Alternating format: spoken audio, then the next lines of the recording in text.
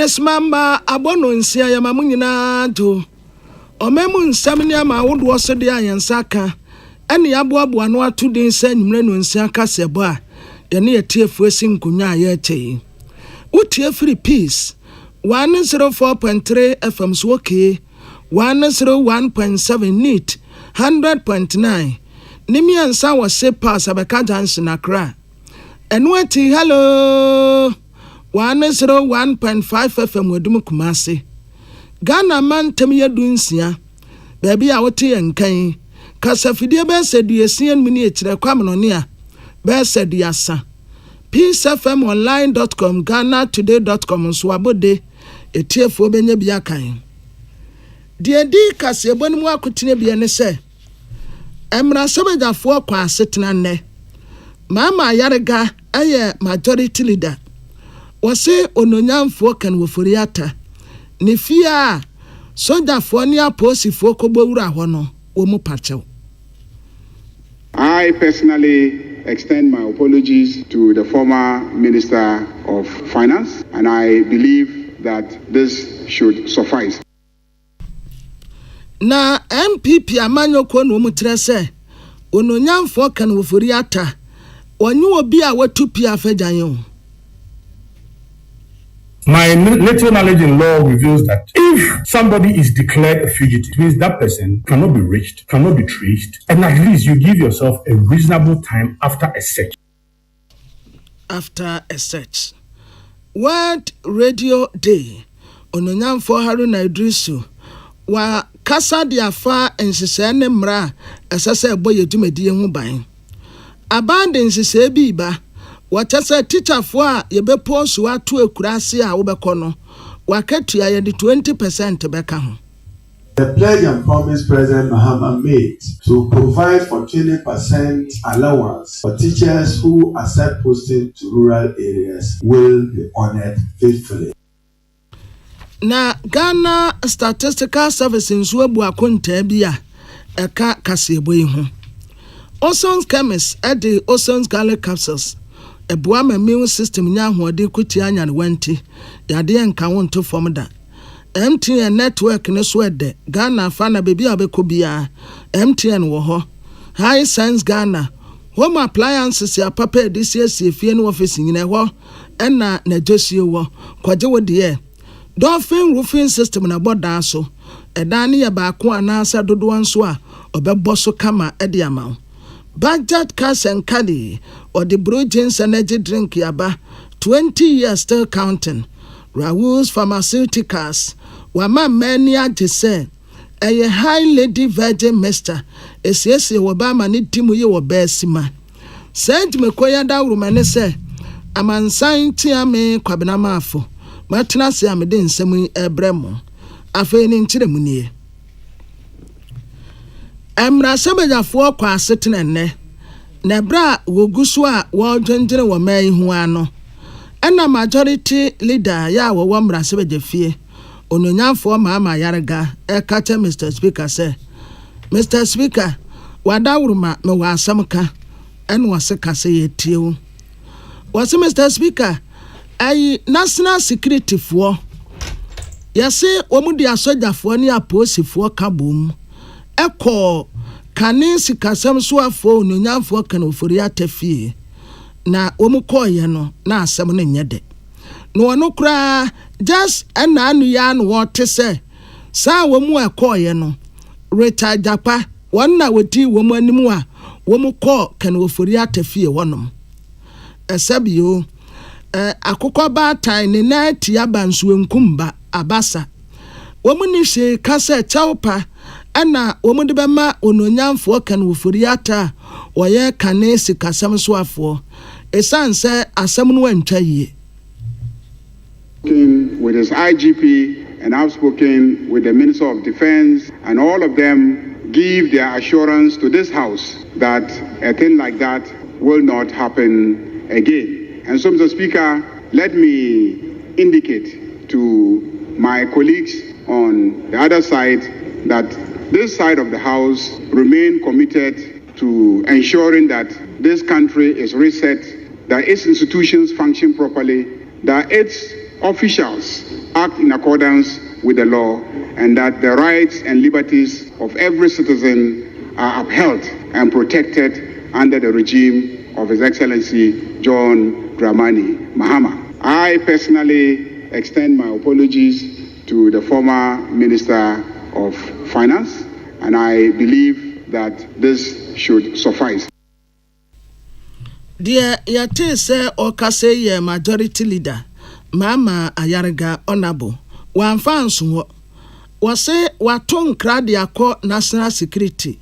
Emma national security for so de abreno say asem we ya esi ye no ebi nsibio.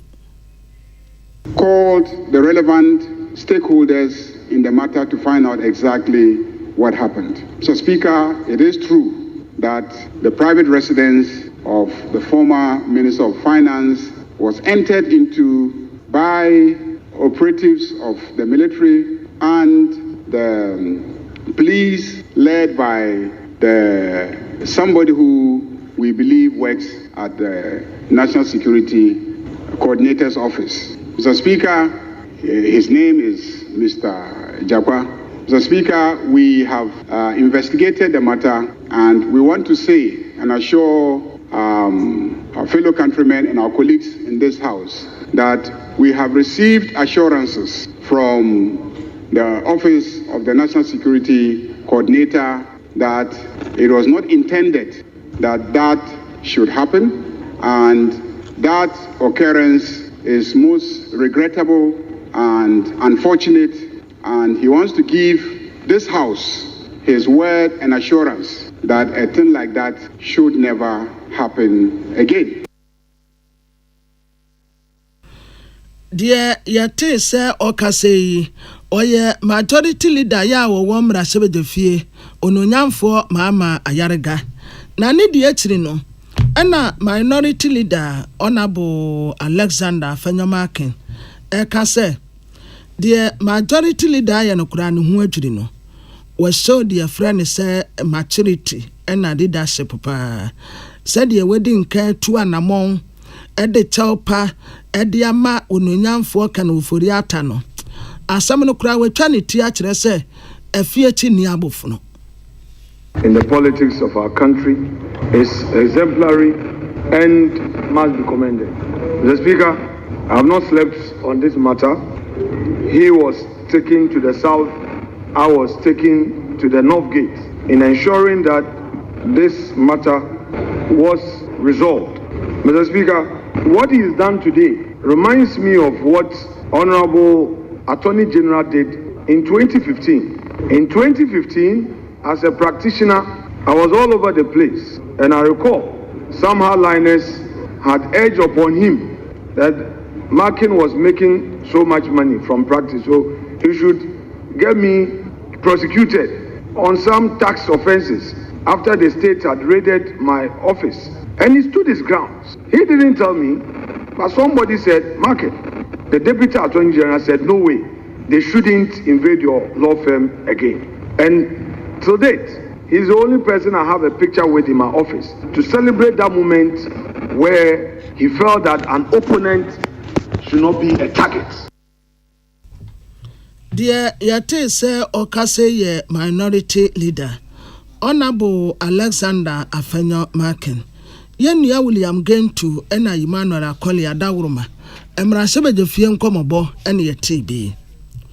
Na sasem kro ye MPP Amanyoko headquarters ene National Organizer ma MPP eye Henry Nanabuachi na Nabini ye tade freno en waka se adia special prosecutor ye ne ho aye nwanwa pa kire se sede we declare ononyamfo kan wofori ata se obi a wadwane a ye hwehwe na kiri kwan a ye hu no no emu awuram kakra kire se papa yi watre na kira kwan se aha no wo sa wo hwehwe no a wonsa beka no ne ho mfa no oyare enti wo gi ayare hye wo mu tese yemfa mpai bokura nta ne ti esanso mbe ye no operation wo mu ye no operation wi a eno sei mpai bon kakra nkra nti wonim ne where about na nipa wonim ba bi a wo se wonim kro no a kirewo No waba press conference declare papa yi say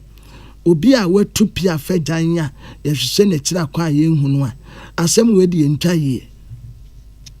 The OSP is being unreasonable, considering the ongoing communication between Kenufuriata and the OSP office concerning his health. Additionally, the treatment letter from the Mayo Clinic should demonstrate that he is indeed receiving care. My little knowledge in law reveals that if somebody is declared a fugitive, it means that person cannot be reached, cannot be traced.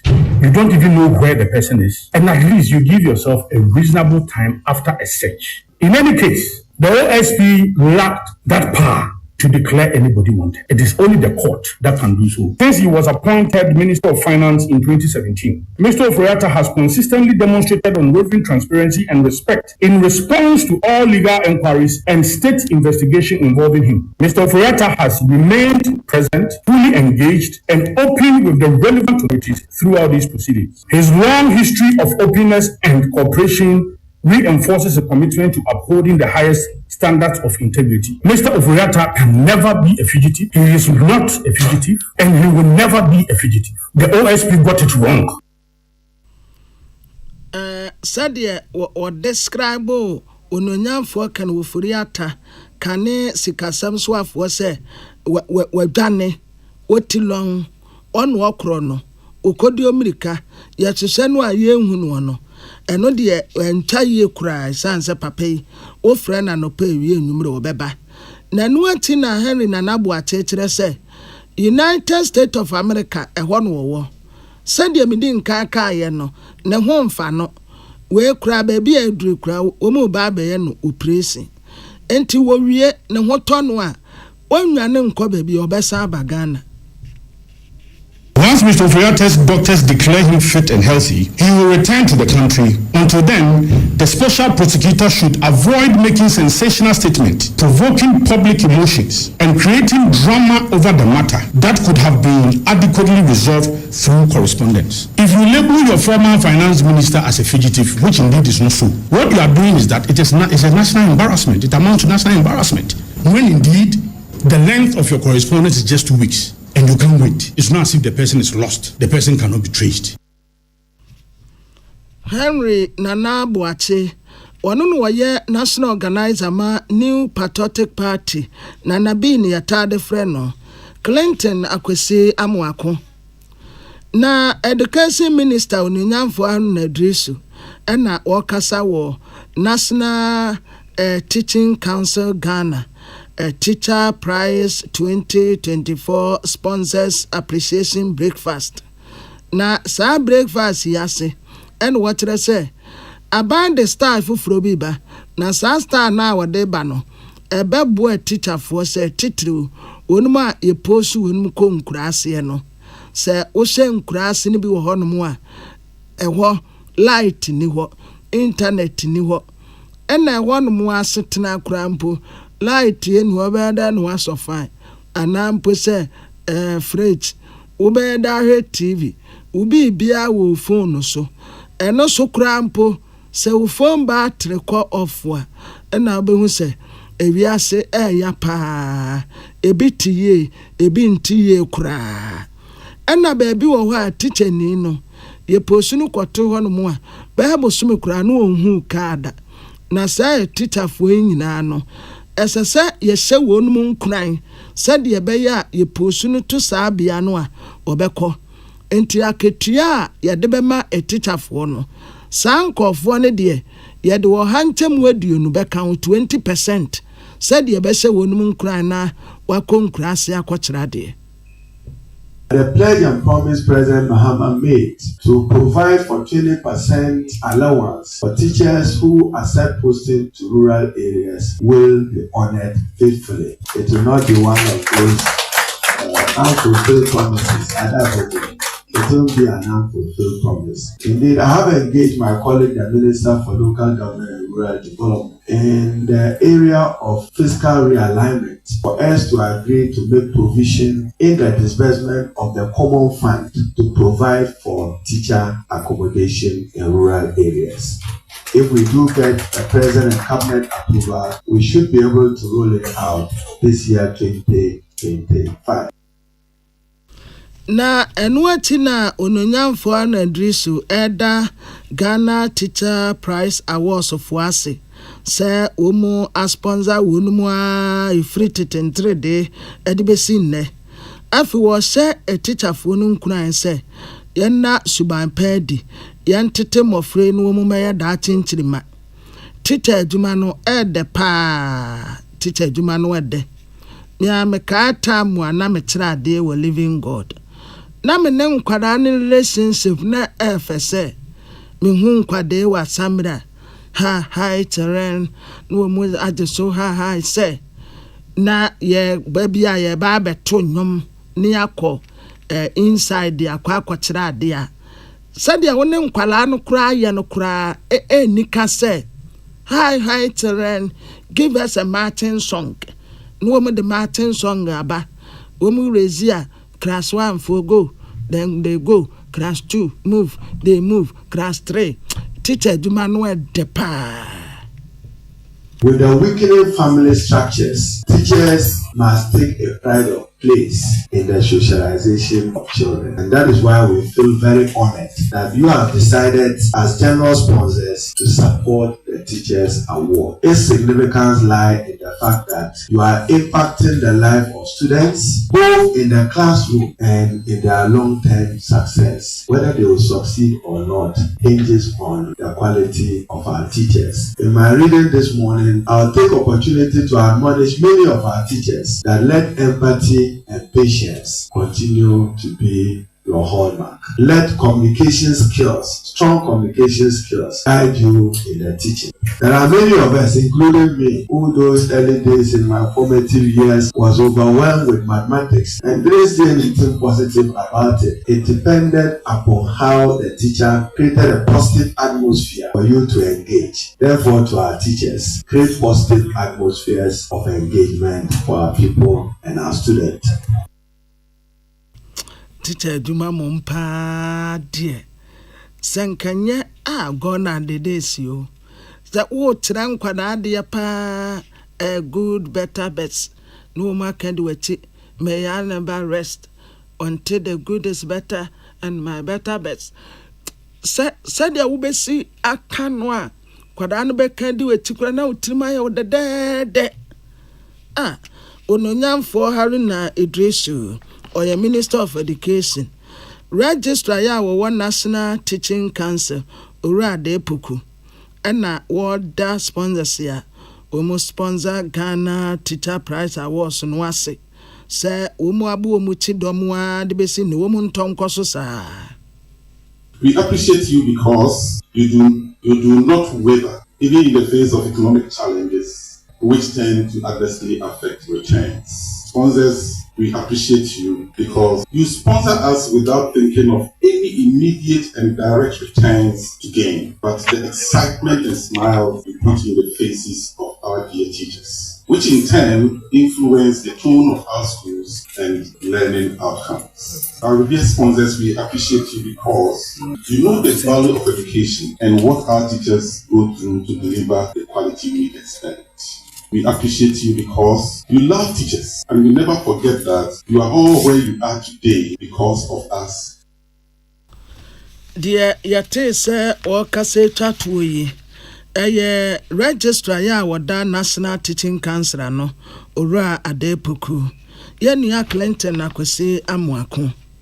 Na Minister of Environment, Science and Technology, Honorable Ibrahim Mutala Muhammad, ena wokonsrei na nsra no a wokone ye asoye bia ehye nase woni wo mu kwa kodunkita ho aso mu dwumadi wo mu die se na ekro na asoye ehye nase ne bi eye Ghana Atomic Energy Commission enti wokọ ho ye freno familiarization visit na bra wokọ ye no Ghana Atomic Energy Commission, National Biosafety Authority, and Nuclear Regulatory Authority.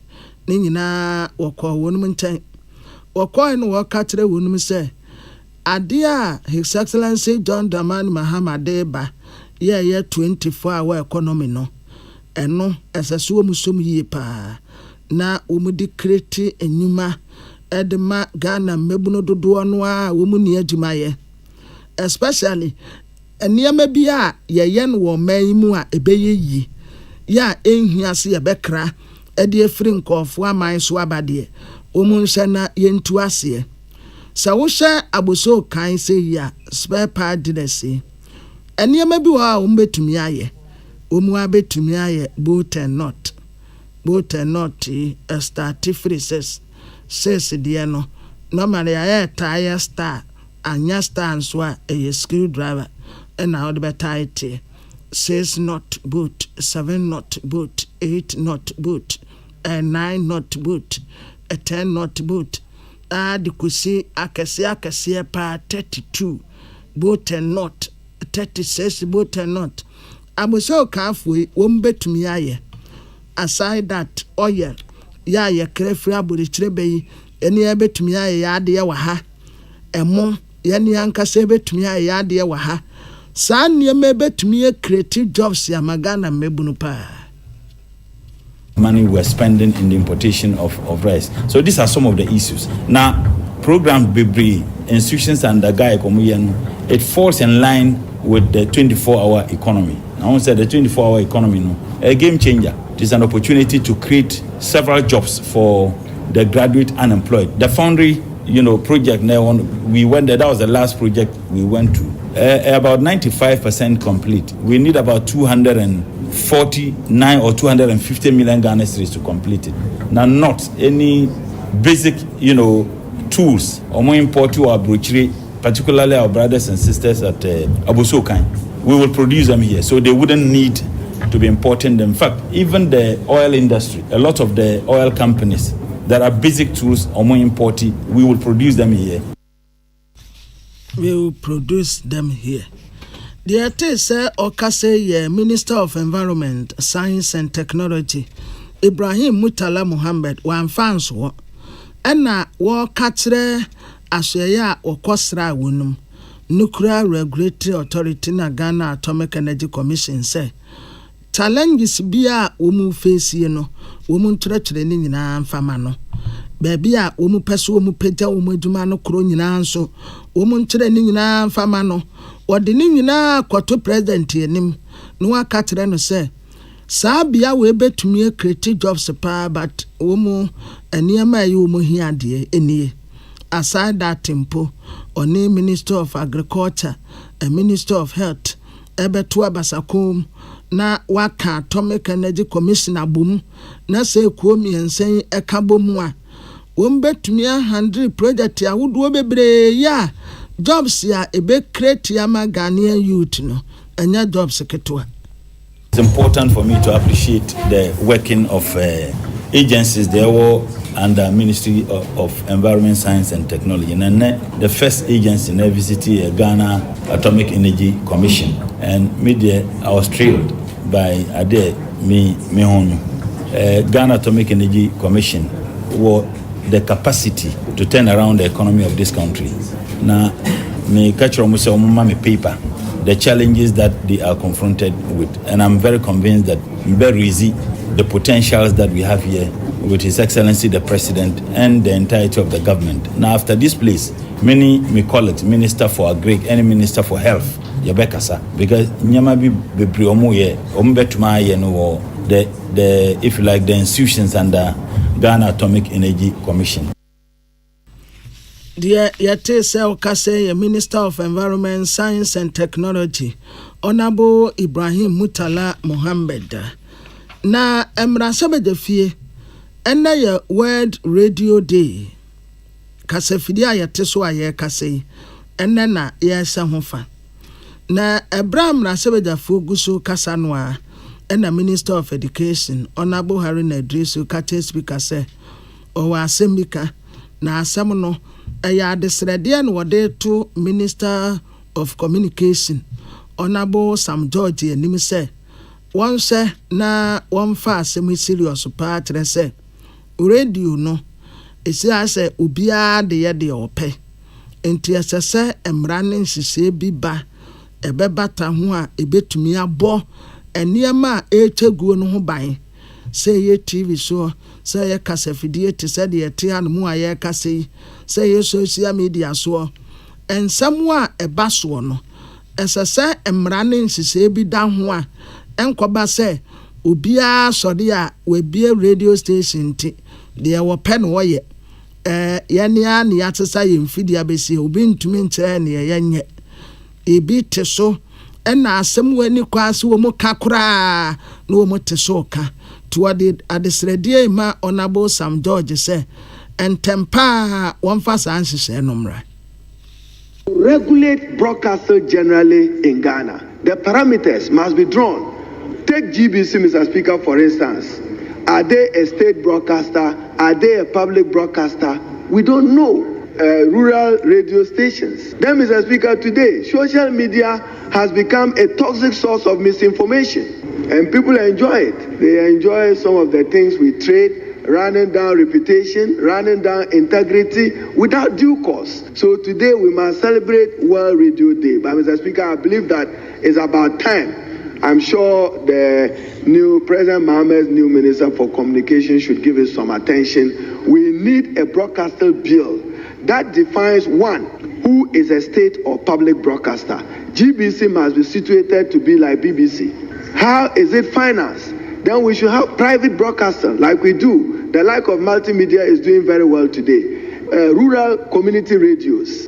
In some communities, what they enjoy is that is their opportunity. Even if the chief has an announcement, at least the radio station will be able to tell the community that the chief says that wear a mask because there is threat of COVID. Nanuati no watre say, SSA ye tafu tuo bidema National Media Commission. Na umutumi yi umaduma ye pa sisi ye wosa National Media Commission and National Communication Authority. To say, womu tietia womu naso, enti ejuma womu ye no, unsa wane ye we, ena wane ye we, debia antokwa ewo wonumu ntem.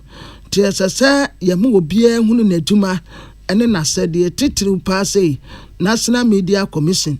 Si etafu tuo bi de ma wo mu a ebeboa wo madwumaye. Because somebody provides the license and somebody monitors your performance. That's because this parliament, we don't allocate good money for the National Media Commission. George Sapon have always been crying. Every budget hearing, even during election, when he needed money to monitor who is saying what, who is doing what, we don't provide adequate funding. Then finally, political interference. When the Constitution says independence of the media, intolerance, let's respect it. I thank you, Mr. Speaker. I thank you, Mr. Speaker. Minister of Education, Honorable Haruna Idrisu, Emmanuel Akoli, and William Gentu. Na Radio Day yai, etifias mo edi atoso, World Radio Day 2025, Radio and Climate Change. Na Prem Tubra Kasibum, and mene Kwame Edinkra, ye bano radio, Kasafidie Swa, waye juma ye ache ye pa sisi akura sei owo Pure FM weho en waye na juma en wo treso radio no aya ade pa trese enipa radio amu mu adwuma ye no na nka ye no nim sei enke ye be de nie kameda so ton pa no wa abura UCC ana wo peni ya da woroma ene se misi hanum ya mano aye denene senya radio adwuma pa kameda so aton pa no wa abra UCC na me de kwachima anya me nkoampo wodi ahenkan ene sei wasebi kwakuya boa wasebi wo mu akeke ka ho obi a hye queen sei ene wasebi afatabi osia krim ni nyina eye radio kuro ya ene de duru ba bia ye duru yi enti radio de aya de o ena radio wura no mo nso wo ma ya de papa ya mpene wo no mu mo ya de na mum kakra babata ho ha adene kakra ne se radio stations ni TV stations ni bi wo mu didi tra wo mu sim. Imagine say a radio station na ɛhɔ no ma yɛ court room asɛm a ɛsɛ yɛ de kɔma posi na posi yɛ nhyehyɛmu de asɛm kɔ court no na wɔn ada no hɔ no court room ɔpɛni me fra wo fa wo wa he me se fa call no wo wa he ada na wo ne wo ma no tap no wo ma da ne stage wo no se court room na enkofo awaresem efisem eni kwa se pia bontimpo beda wonom no wo ma tam ne tap no wo mo ka ho asem ne nyina ya ade bia enya kura na mom senka ensise bi da honom a ebetumi aboye dwumadie no ho ban ya enka ye pa radio apoa ama ene democracy ne kwano atintimi yi sanse nya ne bani nyina ada NCC for no etimi bo hu de omobo da ru kana and them radio so ha electoral commission for bobo da radio ha ye democracy ene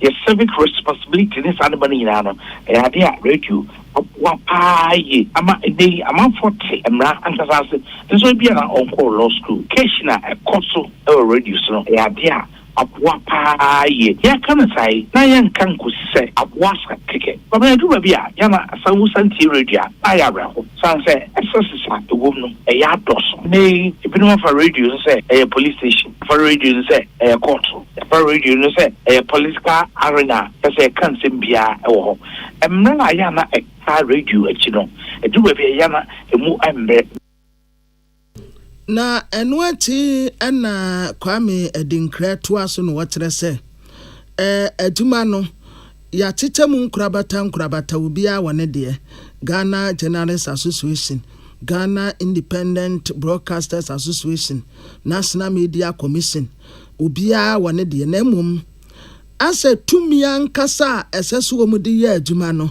omuni se tumi no Oma yesese bi okrama obutu semina ho eno anzo ohwe semina nanim din wono a wontumi mfa anya hwe enti yesese tumi a yede ama won no wode ye adwuma baby aye kono etu baby ne se yentimi amfa mra ni bi antoto amana guide na ye no se the holding na ye ethics nkwadi a be hagem pa say ethics de se na me ma twen ye me eno wo atwen ye wo ene ba bia be free ene ne ma me nim ene bia ma de ethics no adwuma this year etui the only member of Ghana Journalists Association, a member of Ghana Broadcasting Independent Broadcasting Association Kibafo na just say radio station also who operate no onje mra bia so apart from NCA so say among frequency and this among frequency we are no afi National Media Commission Omasa Asamba 24 number 24 and Rapia do what they say Maka Samwe Obika Sam Kratia our radio stars all papa Pakoko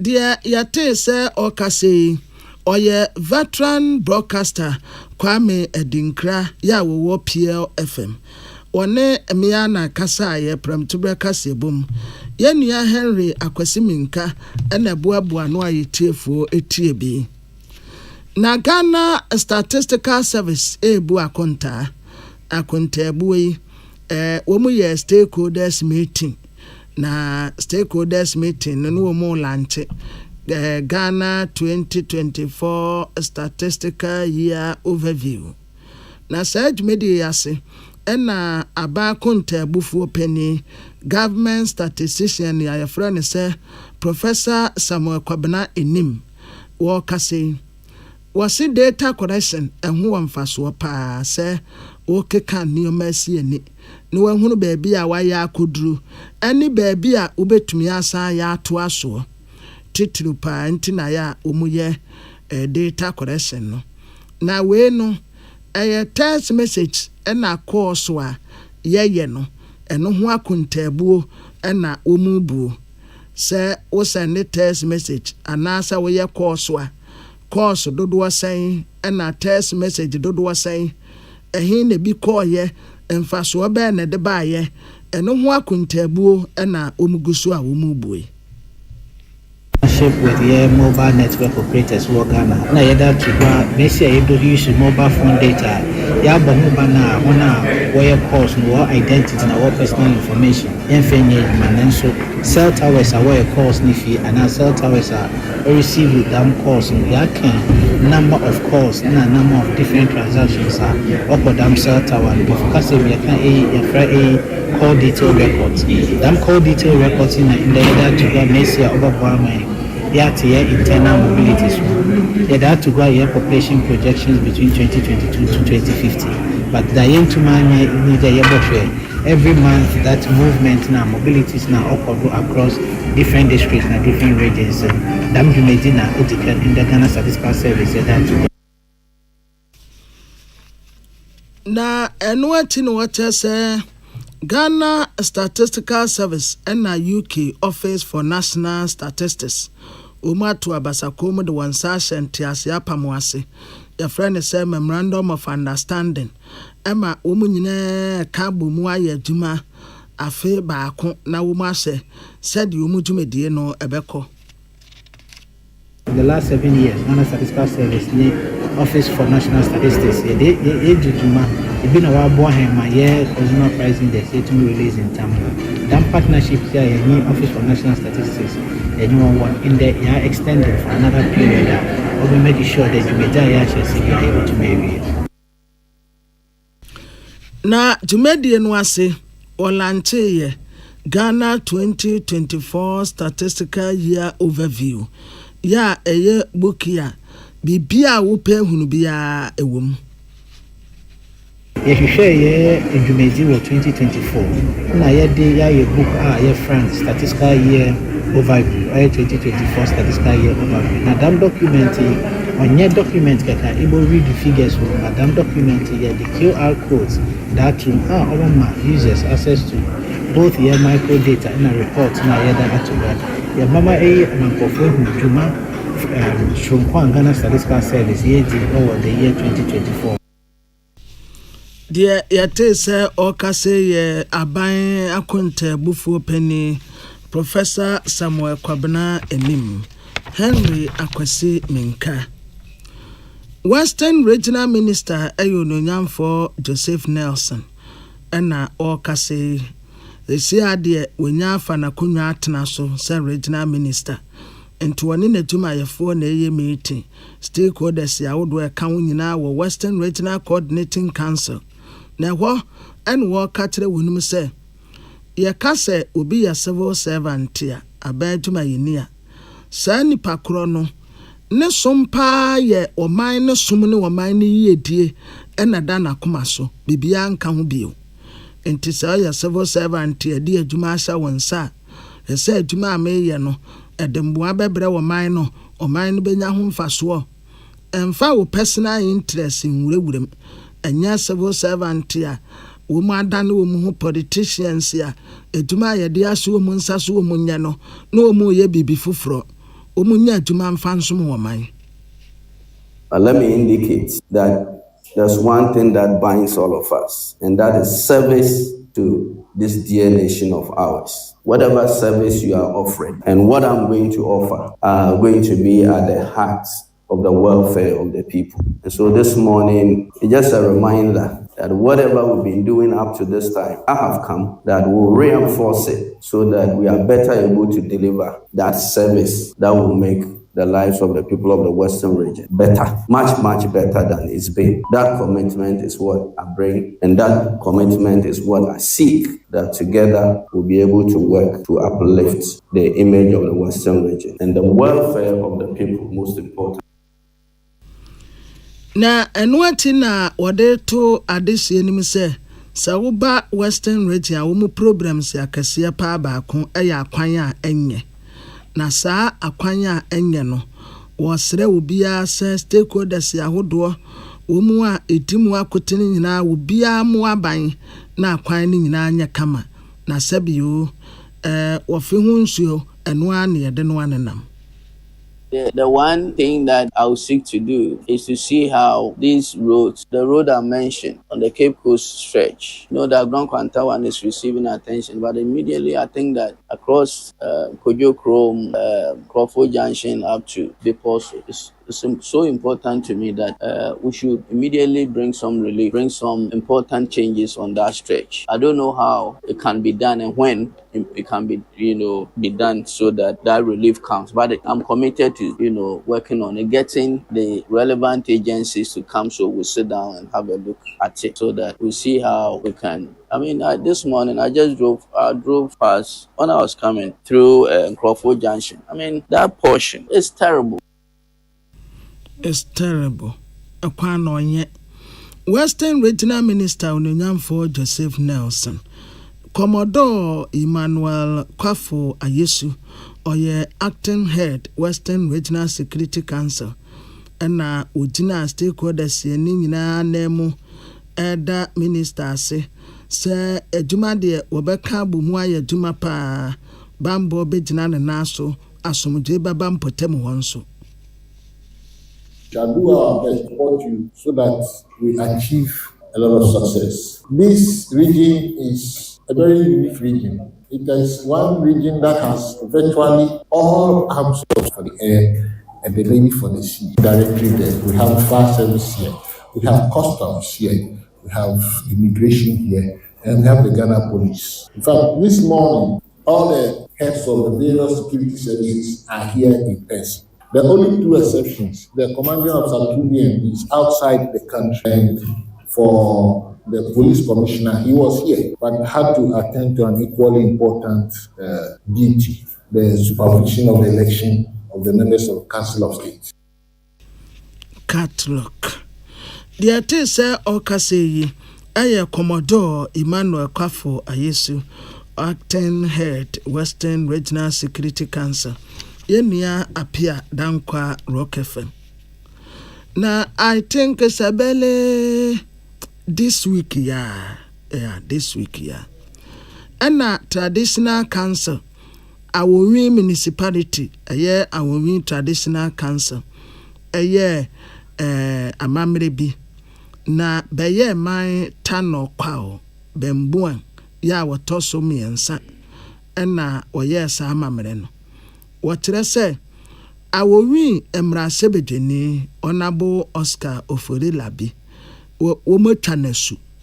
omotwanesu afri empotem wano ma untu ne nan ensi hobi osanse onabo galamse na wo frɛ no nso a oma nananom atonsa frɛ no ase onabo brana yanka o galamse no ho asem oma ya oma na nananom kyerɛ sɛ saa no wɔbɛyɛ dia omotwedwan egu snap omotwanesu afri mpotem wo na saa de ya nananom ye na mmebunu ni adehye a ɛwɔ awowi municipality kyerɛ sɛ nananom pa de anim gu asesem nie ɛnna mmerɛ bebia ni bia kwakodure na nananom atesa mponche asafa snap ababegu de koja abubobo mu nsase omu twa obi asu constitution na hefa ne akyerɛ omu sɛ nananom betumi etwa obi asu womu nte saade no a nananom ye no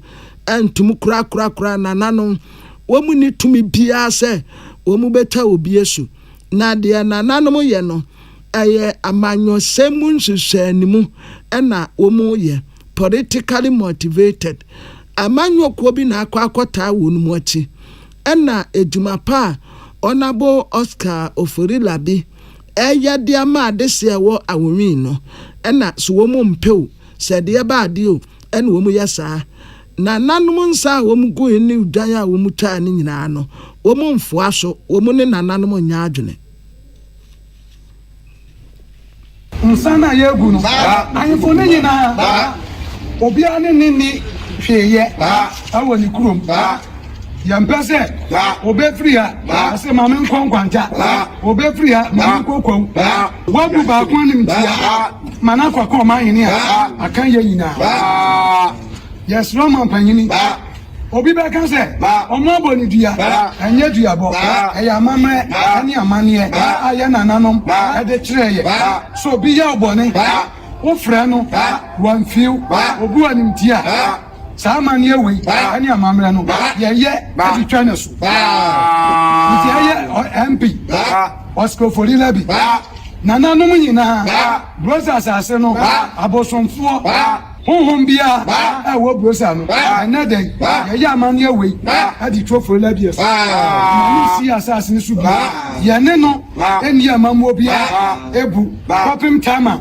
ye benya ya sumdwe na no so anya na sumdwe ni atosu ni enu ya wo MC ewo ha ya wo regional minister ewo western north o man panyini ye nim se ya wo mi ya ka o man ho o mpum tu obi a e de maya o de fa regional minister so na be to MC ya nananom ya be so ya ne no aye bibia pa ya mote ye aye nananom no ebra na omu gunsa ediecha Honorable Oscar Ofonila biesu no na mote se omu ye pa ewo honom no na concern you to a ewo awumi na omu die nie omu na dismiss ye omu tere se wo peni papa wotan gadamse wo mpotem wa Honorable Oscar Ofonila bi netiwade kokokokokokoko wompe na wiase mpeni se adadwachi di ohunu no ye ka wonumu a garamse promas wo mpotem ho a nananom no a nananom ayemfo no wo mu ya garamse ten ubia na beye man no ankasa be nana beye man no wonu sei wo ye kimpin basa ye ka garamse fu a wo mpotem ho no mu a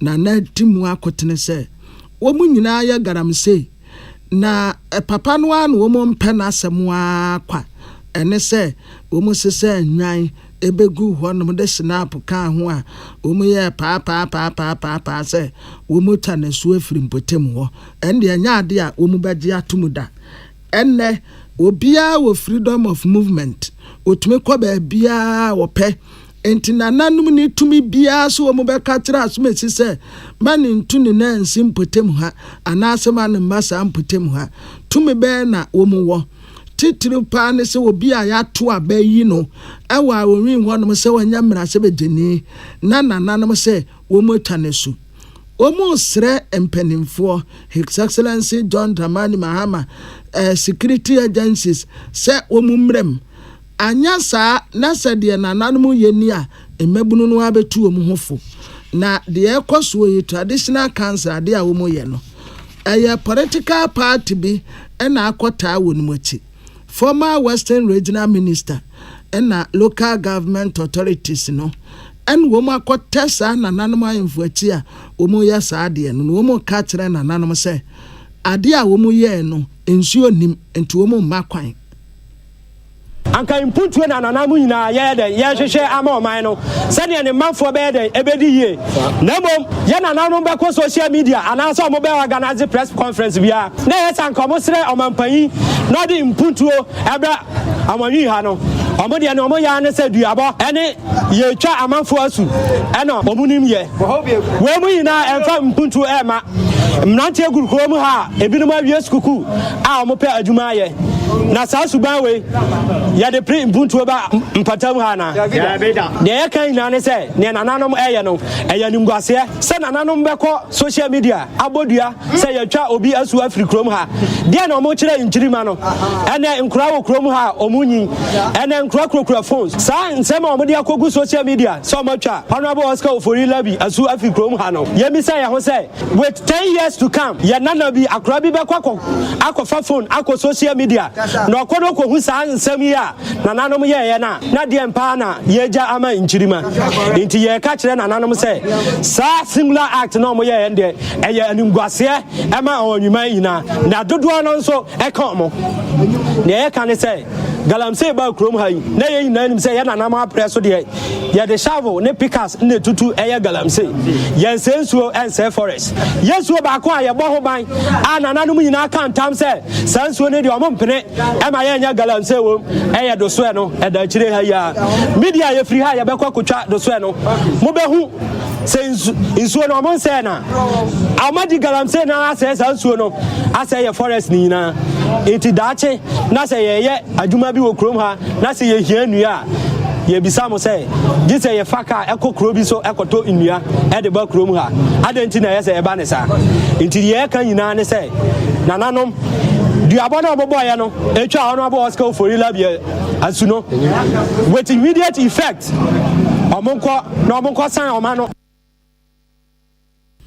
omonkwe na omonko san omuano we concern you to awo awomi mpotem wo na omo ekasa ye na Cybersecurity Authority for na omo ya ntrɛtrɛ de ama abata ne ahwesofo se ye ma no eniema omo hye e social media so online no ebi ehu pa esase ye ma ye ni kon enkwade ne nam social media so a se ye de no anse ya to tablet ya ma ne ya to phone wa ma no onti ne onyusu na niema a omo hye no hu kura ye mmese video so akwada keto abeko no wate won mu a wo hye mfoni ya wo hye ya eni kwan se nka akwada keto a otumi hwesa mfoni no ne nyina ya de bi e ha atene Senior Manager in charge of Child Online Protection,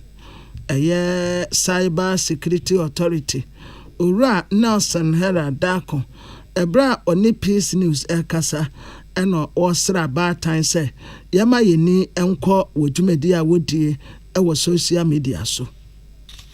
Social reports are yenya free. Jumakubi from National Center for Missing and Exploited Children. Omo say country by country, no. Ya share ya mofrano kitawudie niyamana ya posona. 2020, omo report by. No mo say 13,000 of sexual images and videos of children were uploaded and accessed in Ghana. Sir, Jumakubi National report by 2022. Increase to 21,000 sexual images of children. Good intent no so 2023 no. Eso take akra but eso anti bebre. Remaining 20,586. It's a chance say da na mofra no dwumaji no mde internet ni di no enye kwan pa so omadeja ne cyberbullying ne misinformation ma bebre koso a we say da na wofo eka ye Cybersecurity Authority ho na ye tu ya manefo na ye de tu ya manefo eno ati ora da ko to aso a wo stress stakeholders ya wodo say Africa Safer Internet Day asase fa ne hiasem Nyameka kache ye stakeholders ne say yemfa sa Africa Safer Internet Day boni be say yemfa catalyst yemfa nyanyaso bi na ye nyina yemboaboa ye ho bibi kakra wo ye wo bebia wo bia no make sure chief effort because cybersecurity na ho ye ho no say kwalade etunto chema bi ne hia prosecution na nya fe na ye bebre ye ho because any judicial service ye adwumanti no eno an say yakob mbo no maboa ye hia we ya we ho hia we ya we ho obia fa kakra moa obia fa emoa kakra owo no efa mbe so cybersecurity asen na obia wa akwala woni fie obia wa akwala woni abusuam akwala bia wo fie bia mu se na be ya ye nyina ye beka ho na ya boye mofa no ba na se enema na ekoso no se ya hwe yi a da chi bia mofa e benyo omodachi no yentimi nso ano afe was said to about time for say enema ya todi ama ye ma no ye ma ye nini akire so we are for na so wutie mi a mepese me church on ye ma bia obefa so a obebo omofra no ban because we are for bia say first of all no omuhu say abefo fidie no ye wo tiboni be say advantage and disadvantage enti wo tu ba for no say internet no first na na o ma na hu say ye wo risk wo ma eno so ya hwe yie empempie no mofra no tibinya access to the social media apps na enyo mo no mo register so wo sha awofo na nkasa eno mo mobile phone no mo to a no ma download sa social media platforms no gusu wi a na mofra na akwanya afa no muso mo ye den use enti say wo ya wo for na wutie mi a e wo so hu say social media apps na kwala na use no e wo mo age limit there yate say okase ye senior manager in charge of child online protection Ura Nelson Herald Dako Yenia Abdullahi Dasmani ye jina we song make us a bonus city a we be abesia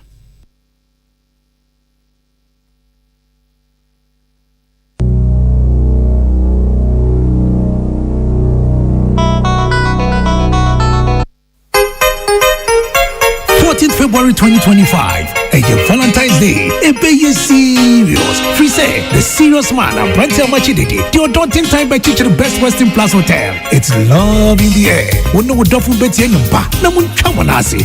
Val's Day with the legend of Brent Machididi. One Best Western Plus Beach Hotel, Accra, Nungwa. Time 7 p.m. sharp. Tickets dial star 713 star 33 star 20 hash. And now reserve tickets of 050-965-1381. Regular 150 Ghana cedis. VIP 250 Ghana cedis. Val's Day with the legend of Brent Machididi. See you there. Sponsors Blue Label, partner Avocado, media partners Peace FM, and Independent Ghana.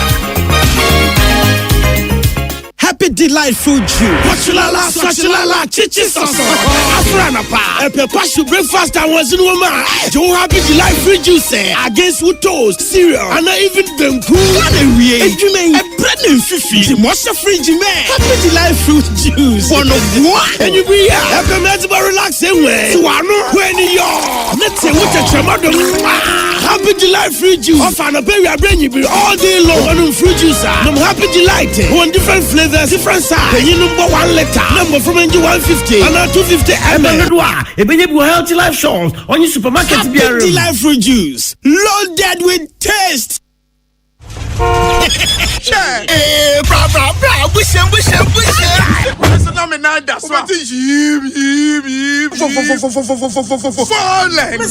what kind of move smoother on them engine oil? It's a bogumo engine oil on new Valvoline. Valvoline lubricant. And I'm used to Valvoline. Chai, Chese. Who use Valvoline lubricant? No emission. Valvoline oil on my car, machinery, and equipment to move smooth. No friction. No, you figure engine when say who there. No wear and tear. Valvoline oil battalion. Obama wants him to upgrade. You must double movement to say smooth. The engine is a bit cherry. What on Valvoline oil? Baby, what on oil beer? I can do a brain main office. Then you gonna Telecom University opposite. Yep, and CBG Bank. Fred 030-225-7633. Now the authorized dealer. PSD Plus 020-128-9987. Valvoline, the original engine oil since 1866. Tune it in, turn it up, Peace FM, and rip off the knob. Yama etiefo akwa abakase bonu wasi. Amansan tiame kwabenamafo. Osons chemist the Osons garlic capsules. Ebua ma immune system nya hoode kutia nyarwente. Yade anka wonto fom da wa hoden Osons garlic capsules. Your friend Osons garlic capsules. MTN baby abeko bia ewo ho. Ghana fane nyina isu MTN everywhere you go. High Sense Ghana ewo niema pa ye siesie fie no office ya. Your friend is home appliances ni bi. Same penny ama pa siesie me fie ni me office ya. Baby a me di mani kire High Sense Ghana. Everyday price for everyday people. Dolphin roofing system board so. Odi we ni kire East Legon Trinity Theological Seminar. One Allied Fuel Station you opposite unsa entepe. Ubonsa signboard bisi one more. Akwadebi da so a wasete. E one ye Dolphin roofing system. Oya aben to my unique crowd ya wedi dia to be a good say. Ya betie free source into any baba wonso no near board down so ama kama a Dolphin roofing system and a desansi say ama wo. Sir opesa onu mudin kita ho 0543661716 0543661716 budget cash and carry at the Blue Jeans energy drink yaba and one yanomwa so many years after now iguswa enum a friend Blue Jeans energy drink and what in wumpa so pedudu to 0208-128-190 Rahul's Pharmaceuticals the omudia be daswa yensin from cry High Lady Virgin Mister High Lady Virgin Mister na se oba okwa fitira a wote yaw menstrual pains no entumi ngina no ebetu ase kra ma ho ato wa fitire kono beba kama entutensisi obedi eba nne emabie ebeba kama ebesiesie wo bedimu obeye obesima nkasa Fre Rauswe ewo 0248 707270 0248707270 Abusiafo abono woche a mede around the world e de bebrem Magtere wasajma etenem woni to touchlight ko Johansson etenem wo KFM a obomonyom Make it a triple darling or Nico Johansson asa wo peace FM hanum say ya wode anyamo jejemon kakra nkra kosi no wote a mesan aba makwam Adama say ama momoni tia erade aso